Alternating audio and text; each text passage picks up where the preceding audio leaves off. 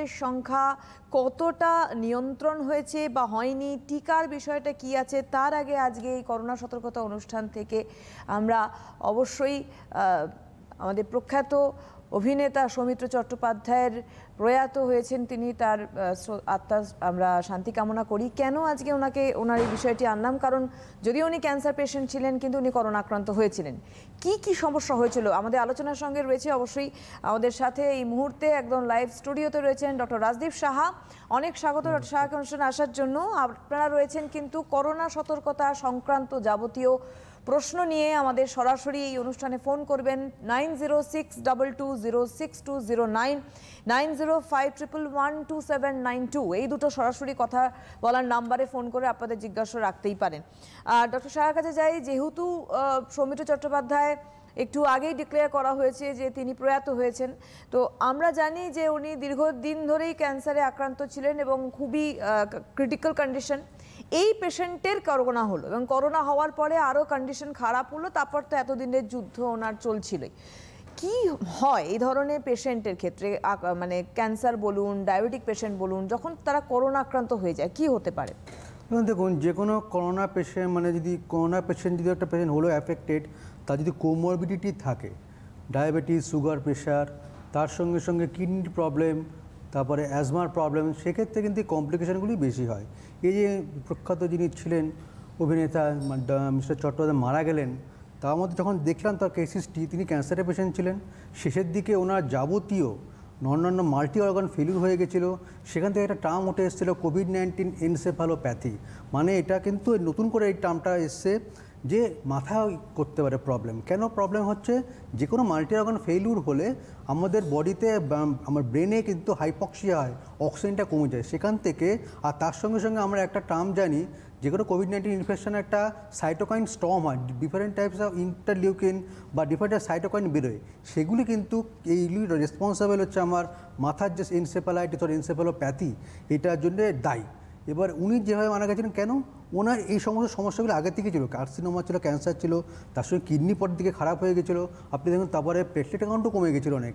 এই এতগুলি সমস্যা, কোমরবিডিটি, তার সঙ্গে সঙ্গে উনি অক্টোবর মাসে প্রথম দিকে কোভিড-19 পজিটিভ হয়েছিলেন, শেষের দিকে নেগেটিভও হয়ে গেছিলেন, কিন্তু তার সঙ্গে সঙ্গে এত কোমরবিডিটি ছিল, সেক্ষেত্রে এই কারণটা বলা হচ্ছে যে এনসেফালোপ্যাথি হয়েছিল কোভিড-19। তারপরে আর আনুষঙ্গিক যেসব কোমরবিডিটি ছিল তার জন্য উনি মারা গেলেন আর কি। একটা কথা বলি ডক্টর শাহ, যে ওনার ক্ষেত্রে ওনার এই যে মানে জীবন যুদ্ধ চললো এই যে কিছুদিন ধরে ওনার হসপিটালাইজড হওয়ার পর থেকে, সেখানে আপনি নিজেও বললেন যে উনি কোভিড পজিটিভ হওয়ার পরেও কিন্তু কোভিড নেগেটিভ হলেন। ওনার প্লাজমা থেরাপি হচ্ছিল বারবার করে, কিন্তু বিশেষজ্ঞ চিকিৎসকের টিম বসছিল যে কিভাবে ওনাকে প্লাজমা থেরাপি, লাস্ট যে আপডেট ছিল আমাদের কাছে যে আবারও প্লাজমা থেরাপির জন্য তখন বেশ বড়সড় মিটিং করা হয় যে আবার উনি প্লাজমা থেরাপি নিতে পারবেন কিনা।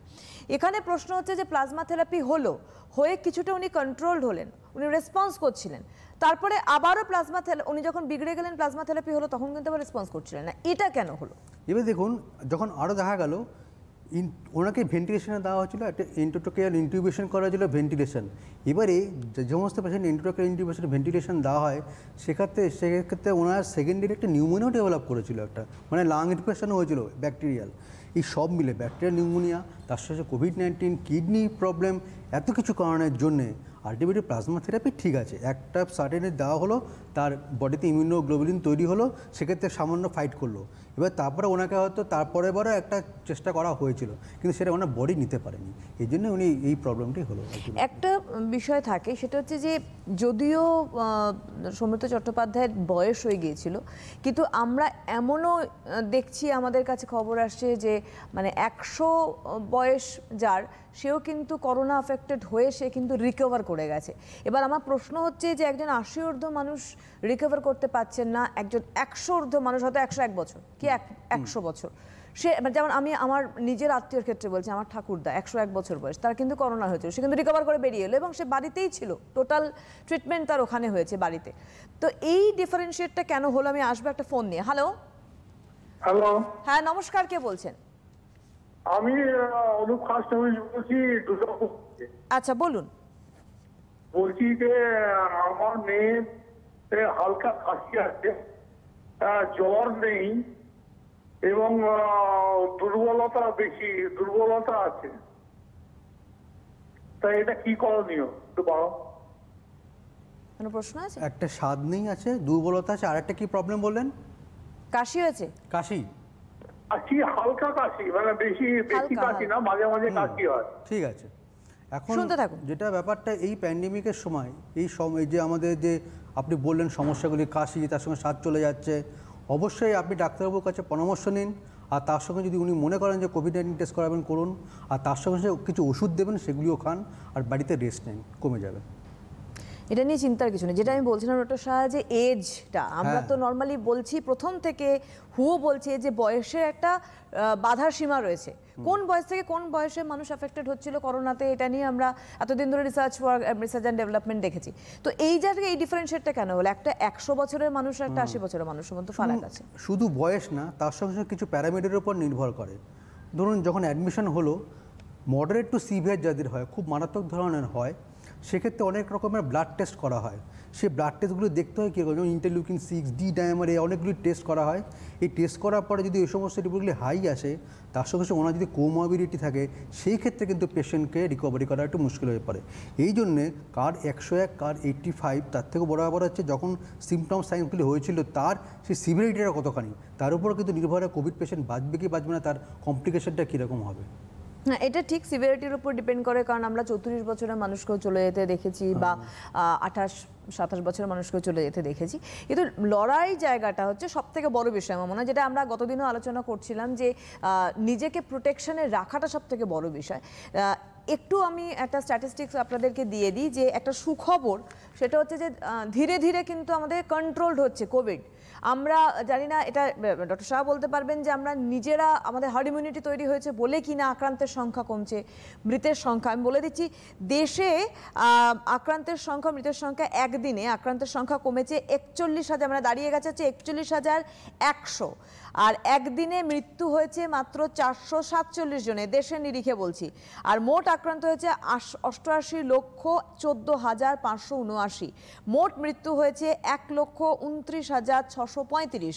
আর রাজ্যে একদিনে আক্রান্ত হয়েছেন 3,823, একদিনে মৃত্যু হয়েছে মাত্র নতুন করে 53 জনের। আর রাজ্যে সংক্রমণের সংখ্যা 4,28,498।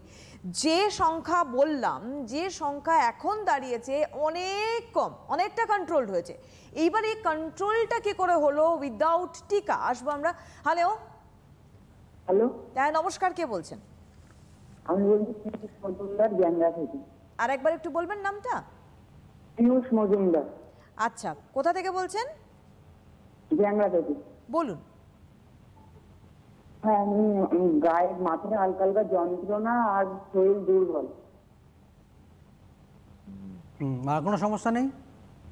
না, আর কোনো সমস্যা নেই। কেন?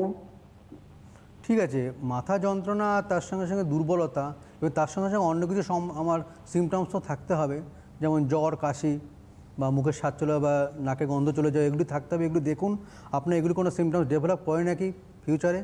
যদি করে, ডাক্তারের পরামর্শ নিন। আর আপনি মাথা ব্যথার জন্য পরামর্শ নিতে পারেন, আর সেই অনুযায়ী আপনি আপনার ট্রিটমেন্ট চালান, কোনো অসুবিধা নেই, ছেড়ে যাবেন, ভালো থাকবেন। অনেক ধন্যবাদ, আপনি শুনতে থাকুন। যে প্রশ্নটা করেছিলাম, এর ব্যাপারে কীভাবে হচ্ছে, এখন আগেই বলা হয়েছিল যে এখন হার্ড ইমিউনিটি ব্যাপারটা দুরকমভাবে করা যায়। একটা হচ্ছে মোর দ্যান 80% মতো পপুলেশনকে অ্যাফেক্টেড হতে হবে, আর 1 নম্বর। আর 2 নম্বর হচ্ছে ভ্যাকসিন। দেখুন এত পরিমাণে লোক এখন অ্যাফেক্টেড হয়েছে, আর তার সঙ্গে সঙ্গে আমি এই কিছুদিন করার আগে আপনার সঙ্গে কথা হচ্ছিল যে মোর দ্যান 90% রিকভারি রেট, আর ডেইলি কিন্তু আমাদের অ্যাফেক্টেড নাম্বারও কমছে। সুতরাং একটা দিকে এটা স্পষ্ট যে যেহেতু এই ভাইরাসটা কমন ফ্লু ভাইরাসের মতোই, একটু আসছে, 5-7 দিন থাকছে, 10 দিন থাকছে, নিজেই ভালো হয়ে পেশেন্ট ভালো হয়ে যাচ্ছে, এর অন্য কোনো বেশি কমপ্লিকেশন হচ্ছে না। সুতরাং আমরা আশাবাদী যে এই যে যদি আরও ইনফেকশন যদি এরকমভাবে হয়ে থাকে, সাবক্লিনিক্যাল, অনেক সময় সাবক্লিনিক্যাল ইনফেকশন হয়ে থাকে, সেক্ষেত্রে কিন্তু আমাদের হার্ড ইমিউনিটি তৈরি হবে ইন ফিউচার। এবার তার সঙ্গে সঙ্গে এই যদি হার্ড ইমিউনিটি তৈরি হয়ে যায়, সেক্ষেত্রে কিন্তু আমাদের অনেক জনগোষ্ঠীর মধ্যে অনেক ইমিউনিটি তৈরি হবে। সেক্ষেত্রে ইন ফিউচার এই যে ভাইরাসটার ইনফেকশন অনেকটা কমবে, আর অনেকটা আমরা ইমিউন থাকবো। আর ততদিন আমাদের ওয়েট করতে হবে ভ্যাকসিনের জন্য। একদম, আমরা আসবো। হ্যালো, এই যে হার্ড ইমিউনিটির কথা আমরা আলোচনা করছিলাম, যেহেতু এখন ধীরে ধীরে আক্রান্তের সংখ্যা এবং তার সঙ্গে সঙ্গে আমাদের মৃতের সংখ্যা কমছে, এটা কি বলা যায় যে আমরা নর্মালি জানি ভাইরাসের, যে কোনো ভাইরাসের, এটা আপনারাও বলে থাকেন যে তার যে মানে অ্যাক্টিভিটি সেটা একটা সীমা পর্যন্ত থাকে। এক হচ্ছে সে নিজেকে সেলফ আপডেট করে, দ্বিতীয়ত তার ক্ষমতা কমতে থাকে। তো এখন কোভিড-19 এই যে করোনা ভাইরাস, এটার এখন স্টেজটা কি রয়েছে? এটা কি ধীরে ধীরে ওর ক্ষমতা হারাচ্ছে? এখন দেখুন, যেহেতু নোবেল ভাইরাস, এখনও পর্যন্ত কিন্তু অনেক জায়গায় সেকেন্ড স্পাইক হয়েছে। এখানে কিন্তু এখনও পর্যন্ত যা এই যে পরিসংখ্যান যা দেওয়া হচ্ছে সেটা মনে হচ্ছে অনেকটা কিন্তু আগের থেকে কমেছে। মনে করা যায় ভাইরাসটা তার শক্তি ক্ষমতা অনেকটা কমেছে, কিন্তু আমাদের কিন্তু ওয়েট করতে হবে এখনও প্রায় ডিসেম্বর জানুয়ারি পর্যন্ত। বারবার আগের থেকে বলা হচ্ছে কোনো সেকেন্ড স্পাইক আর আসে কি না, কারণ এই সময় ঠান্ডাটাও থাকবে। এই সময়টা কিন্তু আমাদের সচেতনতা আরও বাড়াতে হবে, আর যে সমস্ত স্বাস্থ্যবিধি মেনে চলতে বলা হয় সেগুলি মানতে হবে, কারণ আগে থেকেই বলা হয়েছে ঠান্ডার সময়টা আপনারা সতর্কে থাকবেন। আসবো আমরা কিভাবে সতর্কে থাকবো সে বিষয়ে। হ্যালো, হ্যালো, হ্যাঁ নমস্কার, কে বলছেন? হ্যাঁ নমস্কার, আমি সুমিতা কর্মকার বলছি বেলেঘাটা থেকে। আচ্ছা বলুন। হ্যাঁ হ্যাঁ, আমার স্বামী করোনা পজিটিভ, উনি এখন আইডিতে ভর্তি আছেন, আজকে 16 দিন। হ্যাঁ, আর ওনার অক্সিজেন লেভেলটা যখন ভর্তি করা হয়েছিল তখন ছিল 83, আর এখন ওনার মানে অক্সিজেন সমানেই চলছে এই দিন থেকে। হ্যাঁ, আর এখন হচ্ছে আপনার 98 অক্সিজেন দেয়া।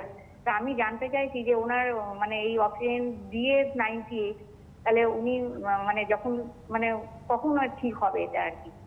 হ্যাঁ, সাপোর্ট ছাড়া কিভাবে ঠিক হবে, তাই তো ব্যাপারটা? হ্যাঁ, আর ওনার বয়স হচ্ছে 64 বেলেঘাটা আইডিতে ভর্তি আছে। আচ্ছা, আপনি শুনতে থাকুন, বলছেন। আচ্ছা আচ্ছা আচ্ছা, ঠিক আছে। এটা আরেকটা লক্ষণ করোনা ভাইরাস আর কোভিড-19-এর, সেটা হচ্ছে পেশেন্ট ভালো ছিল, হট করে দেখা গেলো শ্বাসকষ্ট, অক্সিজেন স্যাচুরেশন দেখা গেল বিলো 90%। তখনই একটু অনেকেরই মানে চিন্তা হয়ে থাকে যে এই পেশেন্টকে এখন কী করবো।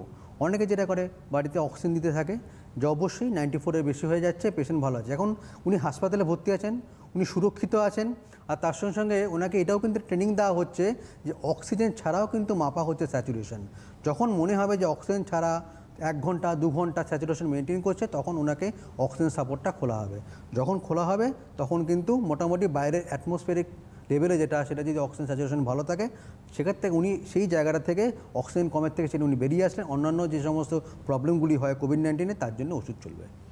ডক্টর সাহেব, এই আমি যে প্রশ্নটা করেছেন তাতে ফেরার আগে একটা কথা বলি, যে এই যে সুনিতা দেবী ফোন করেছিলেন তার আত্মীয়ের জন্য, যখন সে মানে সুস্থ হলো, ধরলাম সুস্থ হয়ে সে ফিরলো, এবার আমাদের যে এখন নোবেল করোনা ভাইরাসের জন্য মাস্ক ম্যান্ডেটরি, তো সেই জায়গায় এই পেশেন্ট মাস্ক কি করে ক্যারি করবে? কারণ যেহেতু অলরেডি তার একটা অক্সিজেনের প্রবলেম চলছিল, সেইখানে সে কি করবে? না, সেক্ষেত্রে আমি বলবো যখন বাড়িতে আসবেন উনি প্লেন ট্রিপল লেয়ার মাস্ক পরবে, এতে অক্সিজেন স্যাচুরেশনের কোনো প্রবলেম হয় না। আর এখন অনেক জায়গাতেই কিন্তু অক্সিজেন সিলিন্ডার ভাড়া পাওয়া যায়, অনেক বাড়িতে নিয়েও রাখতে পারেন। আর একটা স্যাচুরেশন মেশিন কিনে রাখতে হবে, বারে বারে যখন বাড়িতে উনি যখন আসবেন রিকভারি, সেক্ষেত্রে উনি দেখবেন তার অক্সিজেন স্যাচুরেশনটা কত। অনেকেতে এটাও দেখতে পাওয়া গেছে যে পেশেন্ট কোভিড-19 সে অ্যাফেক্টেড, তাকে কিন্তু বাড়িতে অক্সিজেন দিয়ে ওই সময়টা কিন্তু ট্রিটমেন্ট করে সে ভালো হয়ে গেছে, তাকে হাসপাতালে ভর্তি হতে হয়নি, কনজারভেটিভ ম্যানেজমেন্টে ভালো হয়ে গেছে। এগুলি মাথায় রাখতে হবে, একটু অক্সিজেনের ব্যবস্থাটা করতে হবে, আর পালস অক্সিমিটার বাড়িতে রাখতে হবে।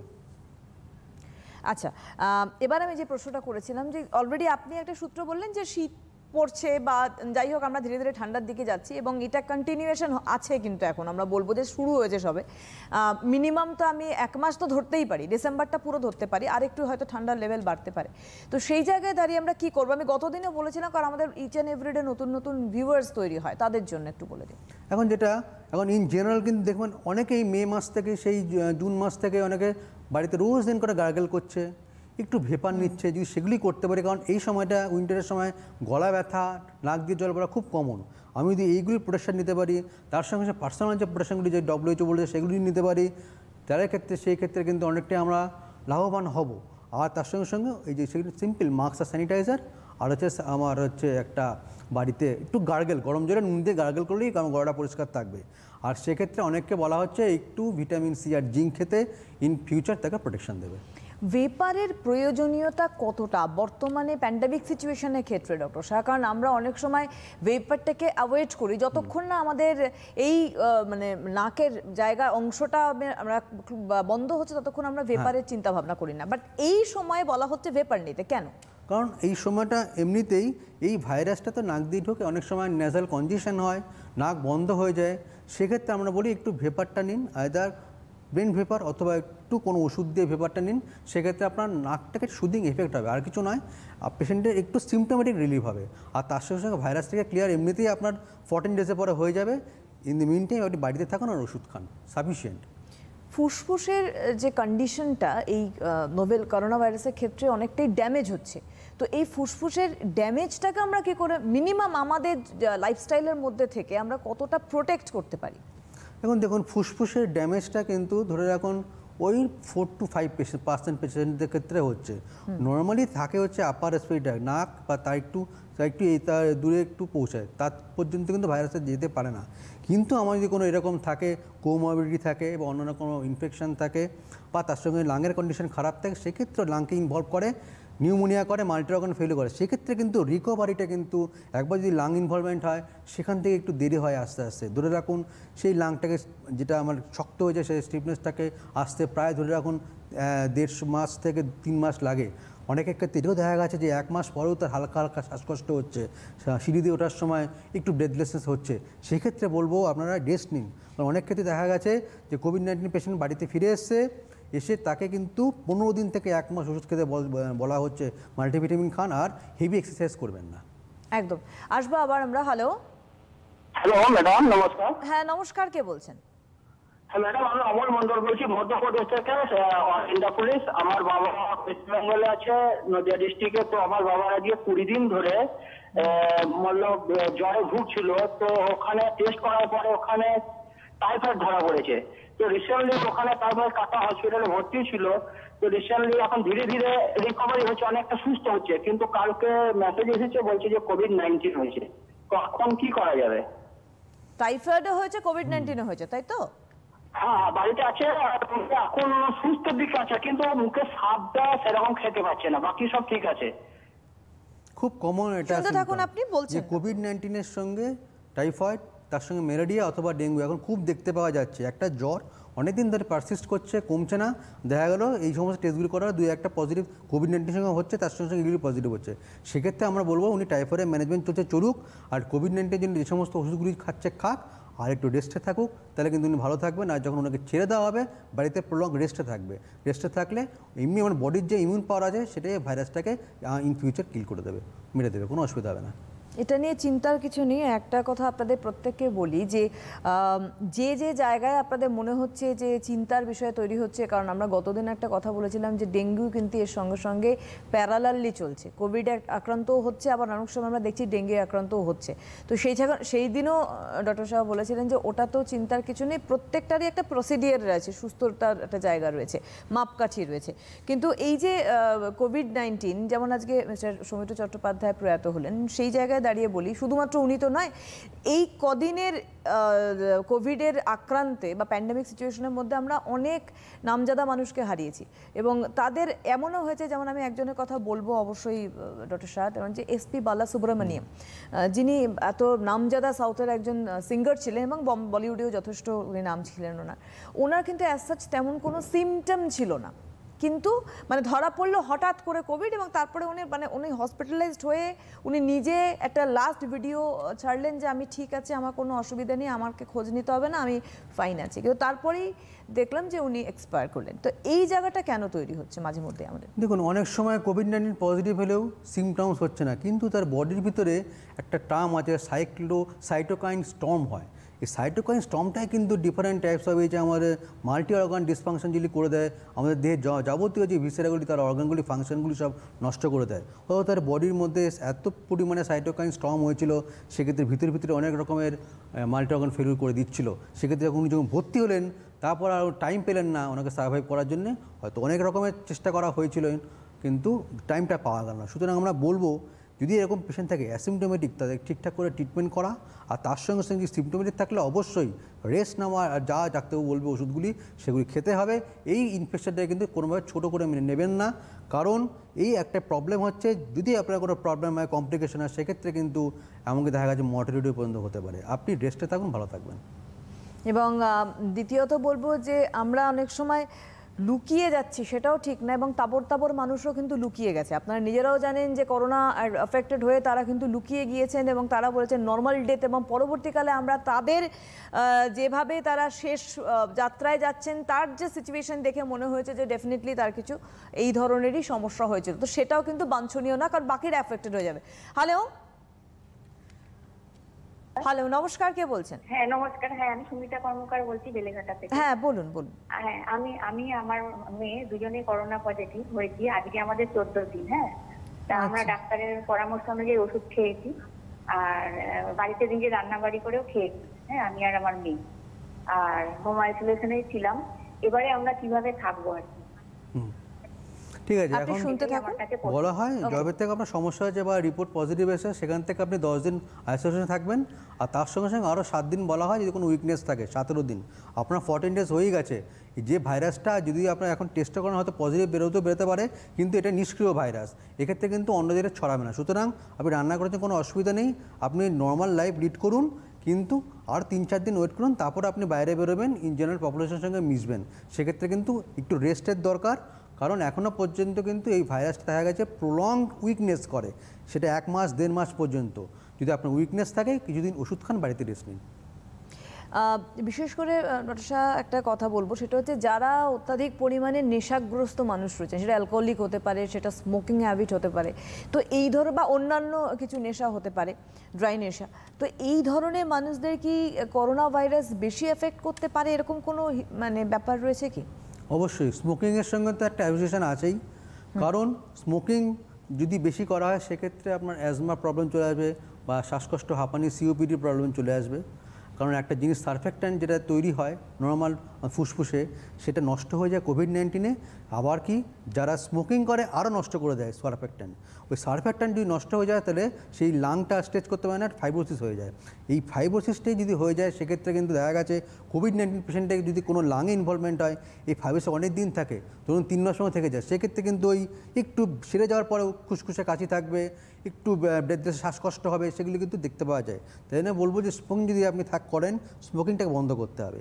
আর অবশ্যই অ্যালকোহলিকদের সঙ্গে তো একটা অ্যাসোসিয়েশন আছেই, যারা অ্যালকোহলিক সেদের ক্ষেত্রেও কিন্তু তারা কিন্তু একটা প্রিডিসপোজিং ফ্যাক্টর, তাদের ক্ষেত্রে অ্যালকোহলটা একটু বর্জন করতে হবে, কারণ এই দুটোই হচ্ছে আমার predisposing factor for COVID-19 infection. একটু আগে বলছিলেন মিস্টার সৌমিত্র চট্টোপাধ্যায়ের ক্ষেত্রে যে ব্রেনে এফেক্ট করছে, তো এটা কি শুধুমাত্র উনি যেহেতু ক্যান্সার পেশেন্ট ছিলেন তার জন্যই কি এই মানে এত দূর অবধি স্প্রেড করতে পেরেছিল? এখন যেগুলো হচ্ছে রিসেন্ট স্টাডি, আগে বলা হতো ঠিক আছে ফুসফুস বা অন্যান্য মাল্টি অর্গান ফেলে করে, এখন বলা হচ্ছে যে ব্রেনেও পর্যন্ত যেতে পারে। ব্রেনেও সেই একই রকমের এনকেফালোপ্যাথি, মানে পেশেন্ট কনফিউশন হয়ে যেতে পারে, আলটিমেটলি কোমাটোসে হয়ে যেতে পারে, কিন্তু অন্যান্য কারণে আমার ব্রেন এফেক্টেড হতে পারে, এনকেফালাইটিস মধ্যে এনকেফালোপ্যাথি হতে পারে। আলাদা করবো কীভাবে? কারণ পেশেন্ট একটা হিস্ট্রি দেবে যে তার আগে একটা জ্বর হয়েছিল, কাশি হয়েছিল, তার সঙ্গে সঙ্গে নাকের গন্ধ, মুখের স্বাদ চলে যাওয়া, এটা কিন্তু এই টিপিক্যাল সিমটমস, সেটা এনকেফালোপ্যাথি, তারপরে পেশেন্ট কোমাটোস হয়ে গেল, এটা হচ্ছে আমার কোভিড-19 এনকেফালোপ্যাথি। এগুলো কিন্তু অন্যান্য এনকেফালোপ্যাথির, অন্যান্য ইনফেকশন এনকেফালোপ্যাথিতে পাওয়া যাবে না। সুতরাং এটাও একটা ইমার্জিং, যে এখন অনেক রিসার্চ চলছে এনকেফালোপ্যাথি নিয়ে কোভিড-19-এর জন্য।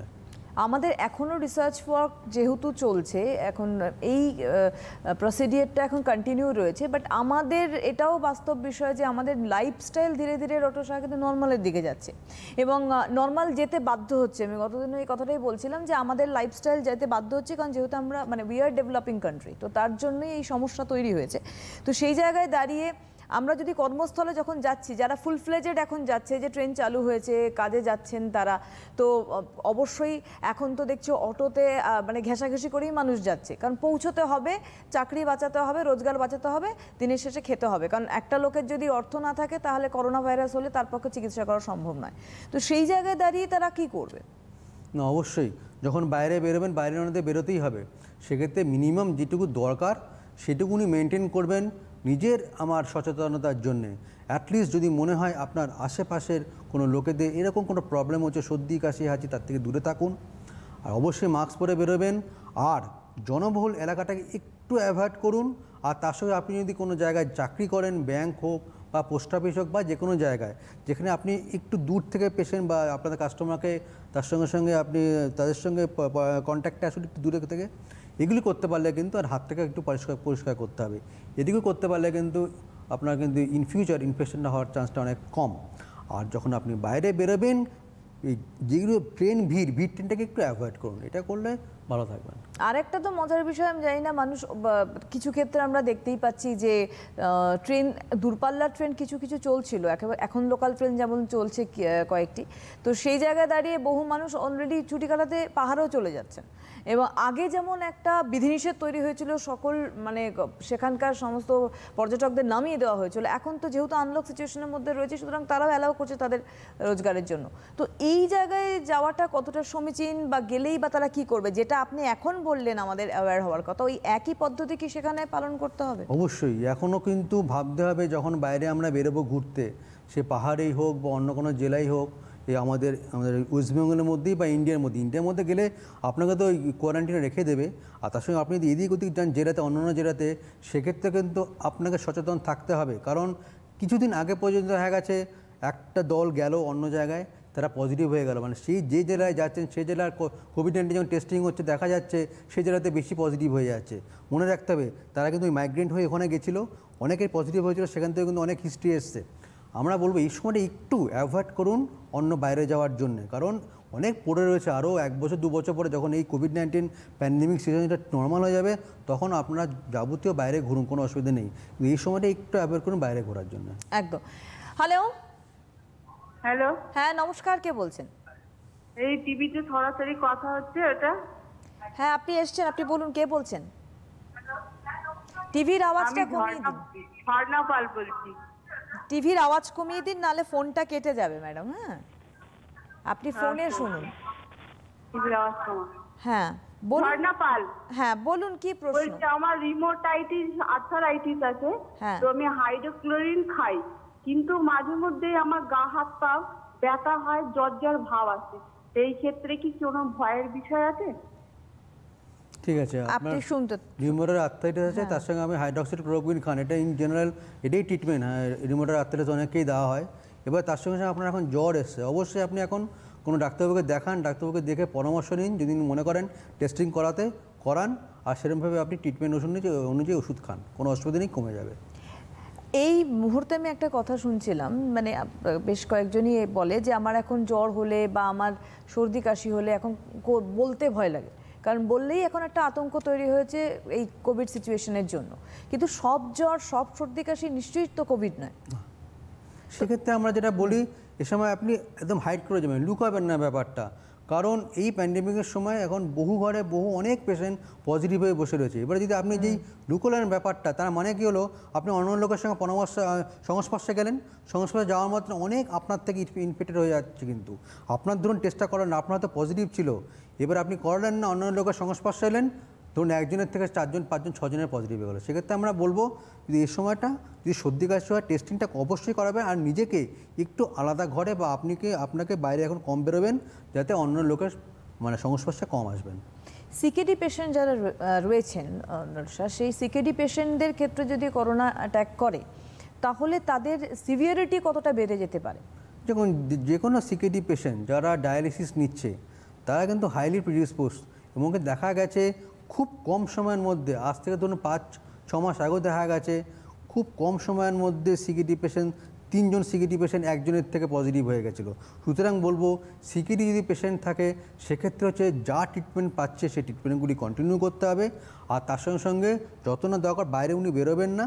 আর যে সমস্ত জায়গায় ডায়ালিসিস হচ্ছে ঠিক সে সমস্ত জায়গায় উনি যেটুকু সময় ডায়ালিসিস সেটুকু করে নিয়ে উনি বাড়ি চলে আসবেন, আর বাড়িতে যেটুকু ওনার পুরো বাড়িতে রেস্ট দরকার, সেক্ষেত্রে কিন্তু উনি সিকেডি পেশেন্ট যাদের আছে তারা ভালো থাকবেন। আমরা অনেক সময় দেখেছি, আমি অ্যাথমার রোগীদের কথা বলছি না, অ্যালার্জিটিক কিছু পেশেন্ট থাকেন সবসময়, কারণ নয় খাবারে অ্যালার্জি, নয় ডাস্ট অ্যালার্জি রয়েছে, এবং এদের সারা বছরই কিন্তু নাক বন্ধ ইত্যাদি ইত্যাদি সমস্যা থাকতে পারে। তো তাদের ক্ষেত্রে কি আলাদা কিছু ব্যবস্থাপনা নিজেদেরকে সতর্ক রাখার ক্ষেত্রে করতে হবে? না, যে কোনো এই অ্যালার্জি বা ধরুন এই হাঁপানির কষ্টগুলি এগুলি বাড়ে হচ্ছে দুটো সময়, একটা ঠান্ডার সময় আরেকটা হচ্ছে বর্ষাকাল, যখন গরম থেকে একটু ঠান্ডাটা পড়লো ওই সময়, এই সময়টা আমরা বলি উনি যে সমস্ত ওষুধগুলি দেওয়া হয়েছিল সেই ওষুধগুলি সব ভালোভাবে কন্টিনিউ করতে হবে। ওনাকে যদি বলা হয় ইনহেলার বা নাকের স্প্রে আর কিছু কিছু ওষুধ, যদি সেগুলি ওষুধগুলি খায় তাহলে কিন্তু এই সময়টা উনি ভালো থাকবেন। এবার তার সঙ্গে যদি শ্বাসকষ্ট বাড়তে থাকে, যেন মনে হচ্ছে যে ইন জেনারেল আগে যেটা হয়েছিল তার মতো নয়, একটু মনে হচ্ছে বেড়েছে, সেক্ষেত্রে আপনি ডাক্তারের পরামর্শ নিন, পরামর্শ অনুযায়ী এখন যে সময় প্যান্ডেমিক সিচুয়েশন তার ইনভেস্টিগেশনগুলি করে নিন। একদম। হ্যালো, এনিওয়ে আপনাদেরকে আবারও বলবো যে অবশ্যই আজকে যে অনুষ্ঠান আমরা করছি আজ থেকে নয়, দীর্ঘ সময় ধরেই অনুষ্ঠানে অনেক রকম প্রশ্ন উঠে আসে, সেই জায়গা থেকেই কিন্তু আমাদের এই অনুষ্ঠানকে এগিয়ে নিয়ে যাওয়া, যেগুলো নর্মালি আমরা চলার ক্ষেত্রে দেখে থাকি। কারণ শীতকাল আসছে এবং রোদ, অনেকেই আমরা রোদে যেতে আরাম বোধ করি এই সময়ের ক্ষেত্রে, কিন্তু আমাদের বাড়ি গিয়ে স্নান করতে হচ্ছে এবং স্নান করে অনেক সময় ঠান্ডা লেগেও যাচ্ছে। কিন্তু ডক্টর শাহ যেমন বলেছিলেন আমাদের কি কি ক্ষেত্রে স্নানটা প্রয়োজন আর কি কি ক্ষেত্রে নর্মালি ফ্রেশ হয়ে বাড়িতে প্রবেশ করাটা দরকার। আসবো। হ্যালো, হ্যাঁ আমি বলছিলাম আমার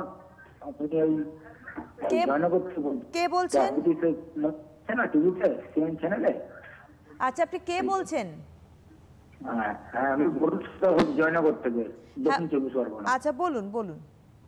হ্যাঁ বলছি আমার ডায়াবেটিস আছে, বলছিলাম। হ্যাঁ হ্যাঁ বলছি আমার তো ডায়াবেটিস আছে। হ্যাঁ টিভির আওয়াজটা কমিয়ে দিন। যে আমি কেমন ভাবে থাকবো, এখন আমি অটো চালাই তো, প্যাসেঞ্জার নিয়ে গাড়ি চালাই, তা ওই জন্য কেমন ভাবে থাকবো সেটা জানার জন্য। আচ্ছা, উনি গাড়ি চালান, সেক্ষেত্রে বলবো যখন আপনি গাড়ি চালাবেন, অবশ্যই এখন অনেকেই অনেক ড্রাইভার গাড়ি চালাচ্ছে, এমনিতেও কোনো অসুবিধা নেই। সেক্ষেত্রে আমরা বলবো যখন কিছু কিছু জিনিস, যেমন মাস্ক না পরে আপনি গাড়ি চালাবেন না, 1 নম্বর। 2 নম্বর হচ্ছে যতটা চাইবেন যে বাইরের এয়ারটা যেন আপনার গাড়িতে ঢোকে, কারণ ওই বদ্ধ ঘরে এসি, বদ্ধ একটা এসি গাড়ির মধ্যে চালানোটা অনেকটা রিস্ক হয়ে থাকে যখন আপনি পিছনে কোনো যাত্রী নিয়ে যাচ্ছেন। আর তার সঙ্গে সঙ্গে যখন কারেন্সি নোট নেবেন, টাকা নেবেন, যদি মনে হয় সেক্ষেত্রে কিন্তু নেওয়ার আগে নেওয়ার পরে হাতটাকে ভালো করে পরিষ্কার করে নেবেন। এটিও করে সাফিসিয়েন্ট, আপনার কিন্তু একজন থেকে আরেকজনে করোনা ভাইরাস ইনফেকশন অনেকটা কমবে। আর যে যাত্রীটা পিছনে বসবে তাকে বলবেন যে মাস্ক পরে রাখতে, সাফিসিয়েন্ট। আমরা নর্মালি দেখেছি যেহেতু উনি ড্রাইভিংয়ের সঙ্গে যুক্ত রয়েছেন, অনেক সময় আমরা দেখেছি যে আমি একটু আগে বললাম অটো বা বাস, সেক্ষেত্রে কি আমরা যে চালাচ্ছেন চালক তারও সেও কিন্তু আদার্সদের কন্ট্যাক্টে চলে আসছে এবং অনেক সময় বডি কন্ট্যাক্টে চলে আসছে। অটো ধরুন পাশে বসিয়ে নিচ্ছে, বডি কন্ট্যাক্টে চলে আসছে, হয়তো যে বসছেন প্যাসেঞ্জার সে অ্যাসিম্পটোমেটিক, সেই জায়গায় তার নিজের প্রোটেকশনটাও অনেকটা দরকার বলে আপনি বলছেন।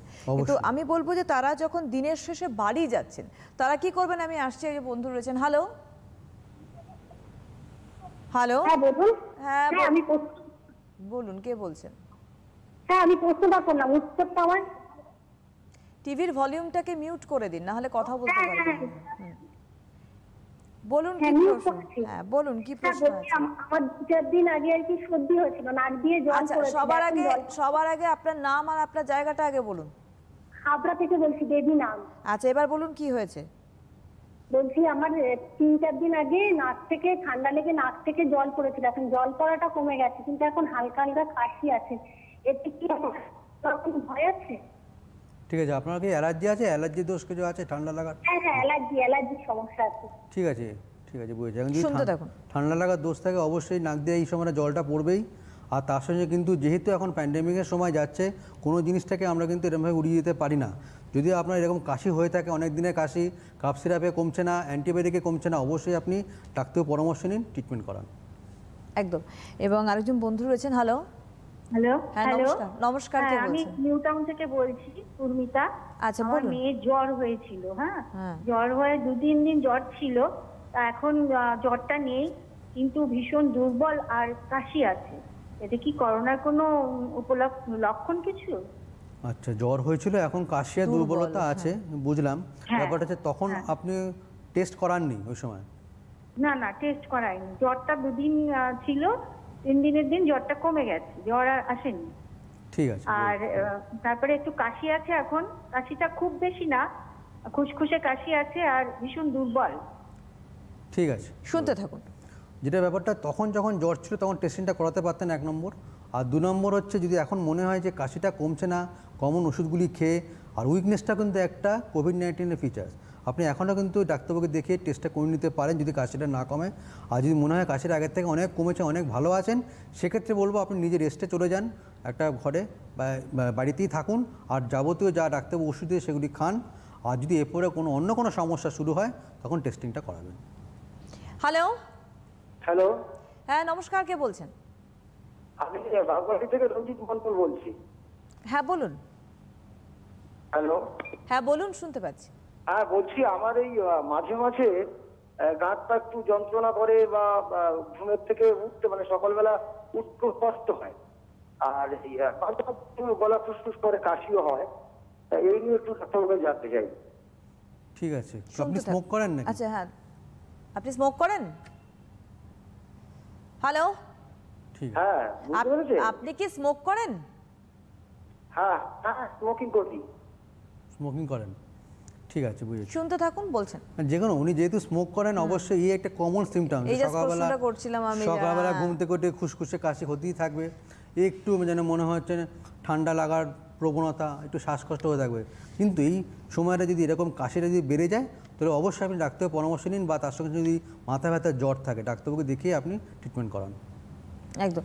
আর আমি একটু আগে বলছিলাম যে ড্রাইভার যারা তাদের জন্য, যে সারাদিন তো তারা প্রোটেকশন নিয়ে আপনি যা যা বললেন ওইভাবেই তারা পুরো দিনটা কাটাবেন, কাজের ক্ষেত্রে তারা বেরিয়েছেন বলে রাস্তায়, কিন্তু যখন বাড়ি ফিরবেন, কারণ তারা আরও বেশি পাবলিক কন্ট্যাক্টে আসছেন, তো সেক্ষেত্রে তারা বাড়ি গিয়ে তাদের বাড়ির মানুষকে বাঁচাতে কি করবেন?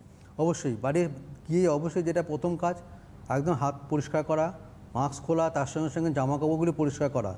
এবারে ব্যাপারটা হচ্ছে এতদিন পর্যন্ত ঠিক ছিল, ঠান্ডার সময় যদি মনে হয় যে ওনার স্নান করার প্রয়োজনীয়তা, আমরা বলবো যে অ্যাটলিস্ট একটু জল গরম করে গাটাকে স্পঞ্জ করুন, কারণ ওই সময় মাথায় জল দেওয়া যাবে না, ঠান্ডা লেগে যাবে। যদি গাটাকে স্পঞ্জ করতে পারেন আর ভালো করে হাতটা পরিষ্কার, পাটা পরিষ্কার, সাফিসিয়েন্ট সমস্ত ভাইরাসের থেকে নিজেকে ঠিকঠাক সচেতন থাকার জন্য এটুকু করতে পারলে উনি কিন্তু ভালো থাকবেন। সবসময় মানুষ যে মাথায় ক্যাপ পরে বেরোচ্ছেন নটুসা, তারা কিন্তু করতে পারছেন না। ধরুন আমাদের পেশার ক্ষেত্রে বলছি, আমরা কিন্তু সবসময় ওইভাবে বেরোতে পারছি না। ধরুন আমরা কভারেজে বেরোচ্ছি, বা আমাদের প্রতিনিধিরা কভারেজে বেরোচ্ছেন, তাদের পক্ষে সবসময় ক্যাপ পরা সম্ভব হচ্ছে না, বা এমন কিছুভাবে আমরা কন্ট্যাক্টে আসছি। ধরুন আমরা দুজনে এই স্টুডিওতে প্রোগ্রাম করছি, না আপনি ক্যাপ পরতে পারছেন, না আমি ক্যাপ পরতে পারছি। তো সেই জায়গায় দাঁড়িয়ে এখানে কোনো রিস্ক ফ্যাক্টর থাকছে কি থাকছে না? এখন দেখুন, এই নিয়ে অনেক কাজ হয়েছে, এটা বলা হয়েছে যে আমাদের হেয়ারে চুলে ভাইরাস ক্যারি করতে পারে। সেক্ষেত্রে আমরা বলবো যে এরকম করলে এই সময় কিছু কারণে ক্যাপটা পরা মাস্ট।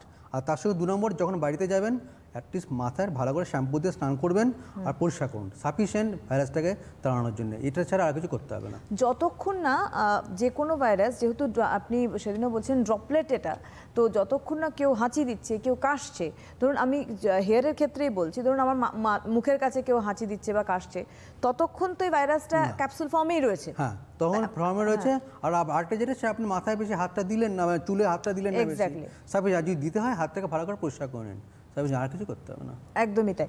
আর দ্বিতীয়ত বলবো যে এই আমাদের বলাই হয় যখন আমাদের ওয়েদার চেঞ্জ হয়, আমাদের সিজন চেঞ্জ হয়, তো সিজনাল বিভিন্ন ভেজিটেবলস বলুন বা সিজনাল যে ফ্রুটস বলুন, সেগুলো আমাদের ইনটেক করা ভালো আমাদের শরীরের ইমিউন পাওয়ারের ক্ষেত্রে। তো সেই জায়গায় দাঁড়িয়ে এখনও কি আমরা সেটা মেনটেন করব, না আলাদা কিছু ডায়েটে থাকবো আমরা করোনার জন্য আসবো? হ্যালো। হ্যালো, হ্যাঁ নমস্কার, কে বলছেন? হ্যাঁ নমস্কার, আমি আগরতলা থেকে বলছি। হ্যাঁ বলুন। হ্যাঁ, আমার কোয়েশ্চেন হচ্ছে যে যদি সিপিটি পেশেন্টের লাংসে হঠাৎ করে জল আসে, তখন কি মানে কোভিডের জন্য কি আগে থেকে যাতে নিউমোনিয়া না হয় সেক্ষেত্রে কি প্রোটেকশন নেওয়া দরকার তার লাংস সম্বন্ধে? আর একবার একটু শুনেছেন আপনি লাংসে কি হয়েছিল? আর একবার একটু বলবেন, আমরা মানে সাউন্ডটা কেটে কেটে। আমি বলছি আমার পেশেন্ট সিপিটি পেশেন্ট, লাংসে জ্বর হচ্ছে, সেই ক্ষেত্রে কি যাতে ভবিষ্যতে নিউমোনিয়া না হয় সেই জন্য নিউমোনিয়ার পরবর্তী স্টেজে তো এখন কোভিড চলে আসে, সেই জন্য কি ডাক্তারবাবুদের কি আগে থেকে সেই লাংস সম্বন্ধে প্রোটেকশন নেওয়া দরকার? হ্যাঁ, এই যে প্রশ্নটা করেছিলাম, শুনতে থাকুন, আপনি বলছেন। এখন 2টো ভ্যাকসিন আছে আপনার লাংয়ের, যে শুধুমাত্র কোভিড তো না, অন্যান্য ইনফেকশনের জন্য নিউমোনিয়া হতে পারে। যদি আপনার বয়স মোটামুটি 60-এর বেশি হয়ে থাকে, কোমরবিডিটি থাকে, সুগার, প্রেশার, তার সঙ্গে সঙ্গে কিডনির প্রবলেম, সেক্ষেত্রে আমরা বলি দুটো ভ্যাকসিন নিতে বলা হয়, একটা নিউমোকক্কাল ভ্যাকসিন, একটা ইনফ্লুয়েঞ্জা ভ্যাকসিন। সেগুলি অনেক লোককে দেওয়া হয়েছে, অনেক পেশেন্টকে দেওয়া হয়েছে, তারা অনেক কিন্তু এই যে বারবার রিকারেন্ট যে নিউমোনিয়ার কথা বলছেন সেগুলি অনেক প্রভাবটা অনেক প্রকোপ কমেছে, পেশেন্টরা সব ভালো আছে। যদি আপনি সেটা কাউকে ডাক্তারবাবুকে দেখিয়ে এই দুটো ভ্যাকসিন নিয়ে নিতে পারেন তাহলে কিন্তু আপনার ফুসফুসটা অনেক ভালো থাকবে। একদম। হ্যালো হ্যালো হ্যালো, হ্যাঁ নমস্কার, কে বলছেন? আমি তাপস সন্ধ্যা বলছি ভর্তিবাড়ি থেকে। আচ্ছা বলুন। তাপস সন্ধ্যা বলছি ভর্তিবাড়ি থেকে। কি প্রশ্ন আছে? তাপস সন্ধ্যা বলছি ভর্তিবাড়ি কি থেকে। প্রশ্ন আছে বলুন। প্রশ্ন হচ্ছে আমার 20 তারিখ থেকে সর্দি কাশি জ্বর হয়েছিল, তার আমি করোনা পজিটিভ হয়েছিলাম। হ্যালো, বলুন, শুনতে পাচ্ছি। তো করোনা পজিটিভ হয়েছিলাম, কিন্তু তারপরে 6 তারিখে আমার নেগেটিভ হয়ে যায়, 6 নভেম্বর। কিন্তু এখন আমার সর্দিতে বুক খুব জাম। আর কোনো সমস্যা আছে? সর্দি কাশি, বুকটা চাপ লাগছে। সর্দি কাশি আমার চিরকালের রোগ, এবং সর্দি কাশি রোগের জন্য আমার সর্দিটা খুব বেশি বেরোচ্ছে, সকালবেলা খুব কষ্ট হয়। ঠিক আছে। এখন সর্দিটা প্রচন্ড, বুকটা খুব চাপ করছে, মানে বুকটা তো ব্যথা করছে, পিঠ ব্যথা করছে, এই পর্যন্ত। ঠিক আছে, আপনি 6 তারিখে সেকেন্ড টেস্ট করেছিলেন, সেটাকে নেগেটিভ বেরিয়েছে, তার মানে আপনার ভাইরাসটা বডি থেকে ক্লিয়ার হয়ে গেছে। এবারে অন্য কোনো হয়তো সামান্য একটা ঠান্ডা লাগতে পারে অন্য কোনো ইনফেকশন থেকে, সেক্ষেত্রে আমি বলবো ডাক্তারের পরামর্শ নিয়ে যদি উনি কাপ সিরাপ বা কোনো অ্যান্টিবায়োটিক দিতে পারেন সেগুলি খান, বাড়িতে রেস্ট নিন আর ভিটামিন খান, এগুলির ক্ষেত্রে কিন্তু আপনি ভালো থাকবেন। আর হচ্ছে ব্যাপারটা হচ্ছে এখন বাইরে একটু কম বেরোবেন, কারণ এই যে খুব কমন টার্ম চলে এসেছে লং কোভিড, মানে এই কোভিডের অনেক কমপ্লিকেশন হয়ে থাকে, সেই কমপ্লিকেশনটা দেখা গেছে 1 থেকে 1.5 মাস পর্যন্ত থাকে। সুতরাং এই সময়টা এখন যখন বাইরে বেরোবেন একটু নিজেকে প্রোটেকশনে রাখবেন আর বাড়িতে রেস্ট নিন আর ওষুধ খান।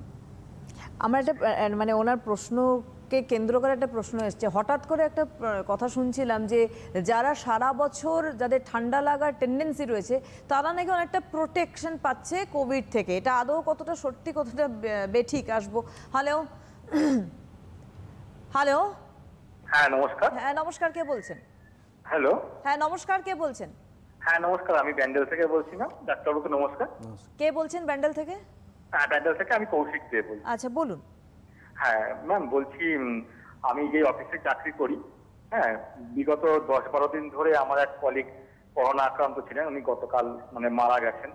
তা একদম কাছ থেকে দেখে হ্যাঁ আমার মনোবলটা একদমই ভেঙে গেছে। আমাদের তো কাজ তো করতেই হবে, এবার আমাদের অত সামাজিক দূরত্ব, দৈহিক দূরত্বটা মানাও সম্ভব হয় না। আমার বাড়িতে একটা ছোট 2 বছরের ছেলে আছে, তা আমি খুব এটা কাছ থেকে এই ঘটনা দেখার পর খুব চিন্তিত, কিভাবে আমি মানে এটাকে সামাল দিতে পারি। ডাক্তারবাবু যদি বলেন যে আমি এটাকে এড়াতে পারি এই করোনা ভাইরাসটা। আর একটা ছোট্ট কথা বলছি স্যারকে, যে আমরা স্যানিটাইজার গুলো যে ব্যবহার করছি স্যার, হ্যাঁ সেক্ষেত্রে কোনো স্যানিটাইজারে ইথাইল অ্যালকোহল, কোনো স্যানিটাইজারে ইথানল। এবার আমি তো অতটা সাধারণ মানুষ বুঝতে পারছি না যে ভাইরাস মারার পক্ষে কোনটা উপযোগী হবে, মানে কি স্যানিটাইজার ব্যবহার করা উচিত, একটু যদি দয়া করে স্যার বলেন। এটা যে প্রথম যে কোশ্চেনটা আপনার ছিল সেটা হচ্ছে এখন সব জেনারেল হয়ে গেছে, প্রত্যেকটা অনেক অফিসের যারা কলিগরা আছে সবার পজিটিভ হয়ে যাচ্ছে। আর আপনি যেটা বলেন আপনার কলিগ যিনি উনি মারা গেছেন, সেক্ষেত্রে আমরা বলবো এখন আপনাকে পর্যবেক্ষণ করা, আপনি অবজারভেশনে থাকুন এই সময়টায় যে আপনার কোনো সমস্যা হচ্ছে নাকি, জ্বর বা কাশি বা এরকম কোনো প্রবলেম হচ্ছে নাকি। যদি কোনো প্রবলেম হয় অবশ্যই আপনি চিকিৎসকের তৎক্ষণাৎ পরামর্শ নেবেন, টেস্টিংটা করে নেবেন কোভিড-19। আর হচ্ছে আপনার দ্বিতীয় কোশ্চেনটা যেটা আছে সেটা হচ্ছে যে কি, একটা হচ্ছে আমার অ্যালকোহল, আইসোপ্রোপাইল অ্যালকোহল আর ইথানল, এই দুটো টার্ম আপনি দেখে নেবেন। ইথানল আর আইসোপ্রোপাইল অ্যালকোহল মিনিমাম কনসেন্ট্রেশন থাকবে 60%।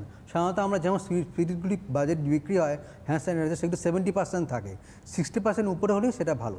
একটু যখন কিনবেন ইনগ্রেডিয়েন্টসটা দেখে নেবেন, সেক্ষেত্রে তারপর আপনি হাতে এটা ইউজ করুন, that will act as good sanitiser, আর কোনো অসুবিধা নেই। এবং ভিত্তির থেকে বেরিয়ে আসাটা খুব অবশ্যই। এখন ওনার যেটা যে টেনশন হচ্ছে, যেহেতু ওনারা কলিগ, সেক্ষেত্রে আর তার সঙ্গে সঙ্গে এখন এটাও দেখা গেছে মানসিক অবসাদ হচ্ছে এখন, সেক্ষেত্রে আমরা বলবো সেই টেনশনটাকে কাটিয়ে উঠুন, আপনার কোনো প্রবলেম নেই। আপনার একটা এখন করতে হবে, যদি কোনো সমস্যা শুরু হয়, যদি জ্বর শুরু হয়, ডাক্তার পরামর্শ নিয়ে টেস্টিংটা করিয়ে নিন, তাহলে ক্ষেত্রে কিন্তু এখন টাইম পাবেন আপনি ট্রিটমেন্ট করার জন্য। একদমই তাই। আর যে প্রশ্নটা আমি একটু আগে করছিলাম যে অনেকে বলছেন যে আমার ঠান্ডা লাগা দাঁত রয়েছে, আমার একটা সর্দির প্রবণতা রয়েছে, তো সেক্ষেত্রে সম্ভবত করোনা এফেক্ট করবে না চট করে, এটা কি সত্যি? তেমন কোনো অ্যাসোসিয়েশন নেই এখন, তবে দেখা গেছে অ্যালার্জি বা এমনিতেই তো আমার অ্যাজমা বা সিওপিডিতে হয় পেশেন্টের তারা প্রিডিসপোজিং ফ্যাক্টর। আর যা বলা হয় যে দেখুন এরকম অ্যালার্জি থাকে বাইরে ঠান্ডা, তাদের ক্ষেত্রে এই মরশুমের সময় ঠান্ডার সময় ওষুধগুলি কন্টিনিউ করতে, তাহলে ভালো থাকবেন। হ্যালো, হ্যাঁ বলুন। হ্যাঁ, আমি দক্ষিণ দিনাজপুর বালুঘাট থেকে বলছি। কে বলছেন? আমার হাজবেন্ডের রেখা চ্যাটার্জি বলছি। আমার হাজবেন্ডের নাম হচ্ছে আশুতোষ চ্যাটার্জি, 65 বছর বয়স। হ্যাঁ, ওনার প্রেশার সুগার দুটোই আছে, কিন্তু বাজার করতে হয়তো মাঝে মাঝে বাজারে যান, তো উনি ক্যাপ পরে যাচ্ছেন, মাস্ক পরে যাচ্ছেন, চশমা পরে যাচ্ছেন, এসে সবকিছু পরিষ্কার পরিচ্ছন্ন ইয়ে করছে আর কি, কেটে দিয়ে স্নান টান করে নিচ্ছে। এরপরে আর কিছু প্রিকশন নিতে হবে কি? বুঝেছি, ঠিক আছে, আপনি যথেষ্ট ভালো প্রোটেকশন নিচ্ছেন বা প্রিকশন নিচ্ছেন, কিন্তু মনে রাখতে আমি আগেবারও বলেছি যে এই মাস্কটা একটু দেখে নেবেন, কারণ মাস্কটা পরিষ্কার করার দরকার নেই। কারণ যে কোনো আমার ধরুন ট্রিপল লেয়ার মাস্ক যেগুলি আছে সেগুলি আপনি কিন্তু পরিষ্কার করে থাকে না তার পোটেন্সি। সেক্ষেত্রে আমি বলবো যদি ট্রিপল লেয়ার মাস্ক ইউজ করেন অনেকগুলি কিনুন। আর আপনি যদি প্লেন ক্লথ মাস্ক পরে বেরোবেন না, আর ট্রিপল লেয়ার মাস্ক তার সঙ্গে একটা ক্লথ মাস্ক পরতে পারেন, সেক্ষেত্রে কিন্তু অনেকটা আপনি প্রোটেকশন পাবেন। আর বাদবাকি যেগুলো নিচ্ছেন কোনো প্রবলেম নেই, সেগুলো নিলে কিন্তু উনি ভালো থাকবেন। বিশেষ করে বলবো যে দেখুন আপনারা নিজেরাই অনেকটা বেশি সচেতন হয়েছেন, যে এই ধরনের আমরা ফোন কলস পাই যে দেখুন ওনার যথেষ্ট বয়স হয়েছে, সেক্ষেত্রে কতটা প্রোটেকশনে আপনারা রয়েছেন। বাকিদের জন্য বলবো এটা একটা লেসেন, আমাদেরও কিন্তু অন্তত এইভাবে চলাটা প্রয়োজনীয়তা রয়েছে। হ্যালো, হ্যালো, হ্যাঁ নমস্কার, কে বলছেন? হ্যালো, হ্যাঁ নমস্কার, কে বলছেন? নমস্কার, আমি আগরতলা ত্রিপুরা থেকে বলছি। হ্যাঁ বলুন। আমার হাজবেন্ড টিকিট দিতেছে, হ্যাঁ, ওনার লাংসে জল এসছে, ও গ্রিন টি ওনার যাতে নিউমোনিয়া না হয়, হ্যাঁ, নিউমোনিয়া হলে তো দেখুন এখন কোভিডের টার্ম চলে আসছে, তো ওনাকে কি প্রোটেকশন দেওয়া উচিত এখন? ঠিক আছে, আচ্ছা আপনি শুনতে থাকুন। হ্যাঁ, যেটা করতে হবে, ওনার যদি ফুসফুসে লাঙে জল জমে থাকে সেক্ষেত্রে আমরা বলি কোনো চেস্ট ফিজিশিয়ানকে দেখান, চেস্ট ফিজিশিয়ানকে দেখে আপনি ট্রিটমেন্ট করুন। এবারে লাঙে মানে ফুসফুসে জল জমে অনেক কারণ থাকে, টিবি বা অন্যান্য যে কোনো ইনফেকশান, সেটাকে দেখুন যে কী কারণে জল জমেছে।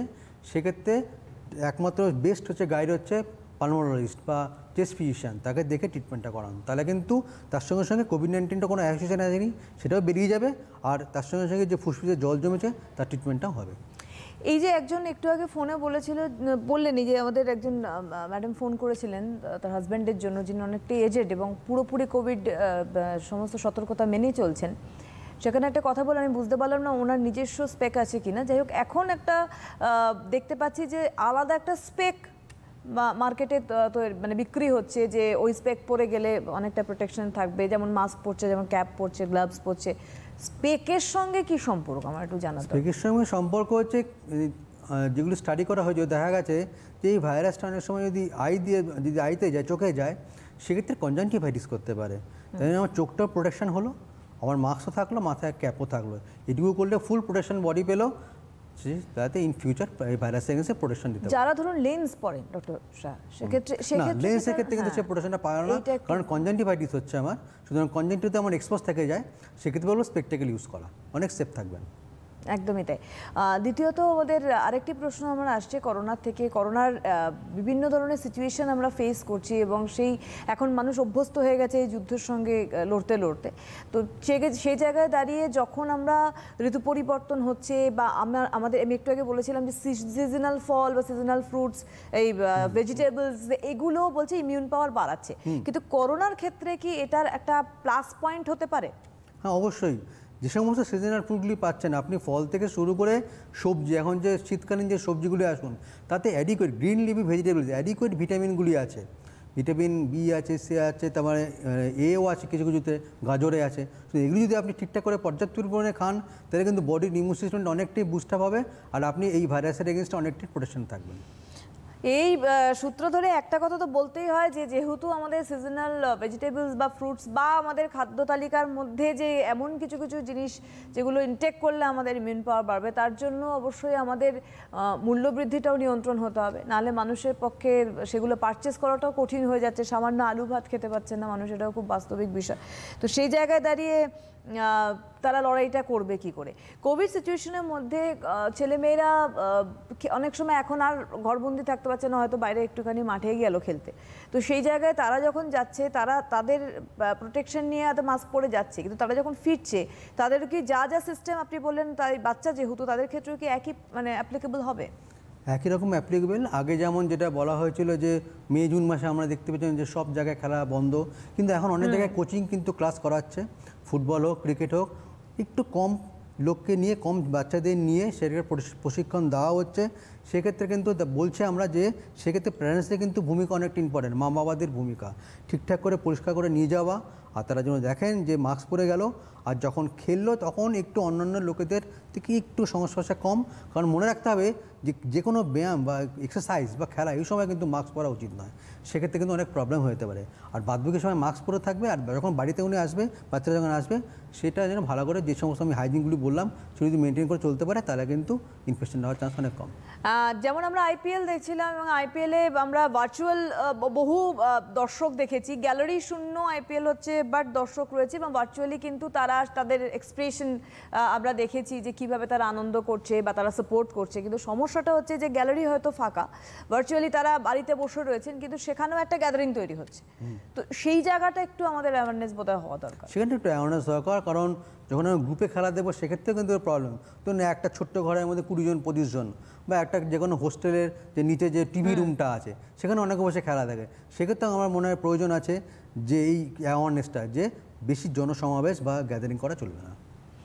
আপনাদের আবারও বলবো যে যে আমাদের সতর্কতামূলক ব্যবস্থা নেওয়ার কথা বলা হচ্ছে করোনা ভাইরাসকে রোখার ক্ষেত্রে, সেই জায়গাগুলো আমাদের একটুখানি যদি সচেতন হয়ে আমরা এখান থেকে অনেকটাই বেরিয়ে আসতে পারি। কারণ আবারও বলছি, আমি মাঝখানেই বলেছিলাম যে আক্রান্তের সংখ্যা কমছে, মৃতের সংখ্যা আস্তে আস্তে কমছে, বরং অনেকটাই কমছে।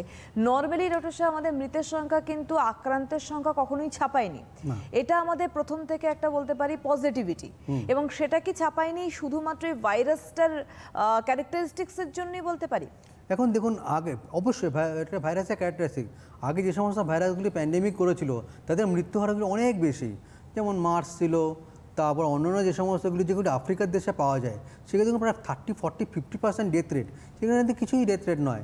একটা জাস্ট ইনফেকশন হচ্ছে, 10 দিন 12 দিন আপনি রেস্ট নিন, ভালো হয়ে যাচ্ছেন, আর যদি কোনো কমপ্লিকেশন হয় হাসপাতালে ভর্তি হচ্ছেন, বাড়ি চলে আসছেন, আর তার সঙ্গে মর্টালিটি খুব কম। সেক্ষেত্রে আমরা বলবো যে এই সময়টা কিন্তু আপনারা ঠিকঠাক করে নিজেরা বাড়িতে রেস্টে থাকুন। রেস্ট হচ্ছে বেস্ট ট্রিটমেন্ট। অবশ্যই আপনি পজিটিভ হলেন, রেস্ট থাকুন আর ওষুধ খান, আপনি ভালো হবেন। আপনার বডিতে ইমিউন সিস্টেম আছে যেটা কিনা আপনার ভাইরাসটাকে ক্লিয়ার করতে হেল্প করবে। ডক্টর সাহেব, জলের সঙ্গে মানে পানীয় জল, পরিশ্রুত পানীয় জলের সঙ্গে করোনা ভাইরাসের কি কোনো সম্পর্ক আছে? ব্যাপারটা হচ্ছে কোনো অ্যাসোসিয়েশন নেই, কিন্তু দেখা গেছে খুব হাইলি কিছু কিছু জায়গায় কেস পাওয়া গেছে যে অনেক জায়গায় কী হচ্ছে যে কোভিড-19 একটা উপসর্গ হচ্ছে গ্যাস্ট্রাইটিস, পেট খারাপ হয়ে যাচ্ছে অনেক কিছু কিছু জায়গায়। সেক্ষেত্রে অনেক ভাইরাস স্টাডি করে দেখতে পাওয়া গেছে এটা আছে, যে কিছু কিছু জায়গায় স্টুলে পাওয়া গেছে ভাইরাসটাকে, কিন্তু কোনো অ্যাসোসিয়েশন নেই যে এটা ফুডবর্ন ডিজিজ মানে জল খেলে বা খাবারের মাধ্যমে আসে। সুতরাং এখন আর আমাদের হাতে আর সময় নেই, তবে যতটা সম্ভব আমরা বিভিন্ন দিক কভার করার চেষ্টা করলাম আজ করোনা সতর্কতা অনুসারে। নর্মালি আমরা দীর্ঘ মাস ধরে কিন্তু এই সচেতনতার উপরেই আলোচনা করে চলেছি, আমাদের বিশেষজ্ঞ চিকিৎসকরা থাকছেন এবং আপনাদের গাইডলাইন্স দিয়ে যাচ্ছেন। শুধু একটাই আমাদের বার্তা এখান থেকে তুলে দেওয়া আপনাদের সামনে, সেটা হচ্ছে যে অনুষ্ঠানটার গুরুত্বর থেকেও বড় কথা সতর্কতার গুরুত্ব বুঝুন, তাহলেই আপনারা সুস্থ থাকবেন, আমাদের সমাজ, আমাদের দেশ, আমাদের বিশ্ব সুস্থ থাকবে। অনেক অনেক ধন্যবাদ অসিত সাহাকে, ধন্যবাদ আপনাদের, নমস্কার।